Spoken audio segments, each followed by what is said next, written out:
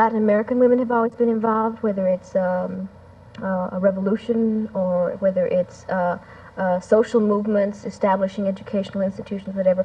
Mexicanas have always been involved. There was a very strong suffragist movement in this century, which people tend to ignore.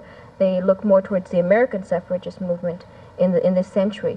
But there was always a very strong Mexican suffragist movement. And in terms of that, then those are the influences that we as Chicanas face as feminists. And a Chicana feminist, I think, the ideology is based on a commitment to community, a commitment to family, and a commitment to self, and commitment to other women, of course, then, because that is what feminism implies.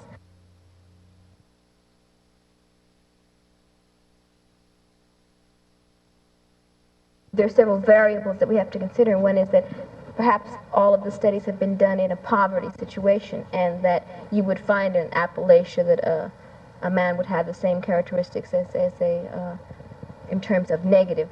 There's just so much frustration you can take before you start taking it out on somebody else. And then the other point about machismo is that I think that points, opinions on what constitutes un macho, or what are the characteristics of machismo, vary. You have it all the way from it's a positive thing to a negative thing.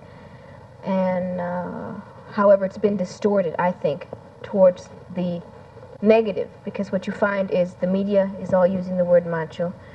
There's not one single television program that I've seen thus far that at one point or another they don't use macho to denote something negative about a man. All of the, in Ms. Magazine, the feminist type journals, you find macho used in a negative sense. And I think it has a very negative effect on us as people, on the male-female relationships within our community, on a liberationist perspective. How much negative can you place on a group of people and saying all of your women are passive and submissive, and all of your men are dominating, wife-beating people, and all of you are lazy, and all of you, all of the things, all of those stereotypes that you read about. How much can one group of people take and come out with something positive?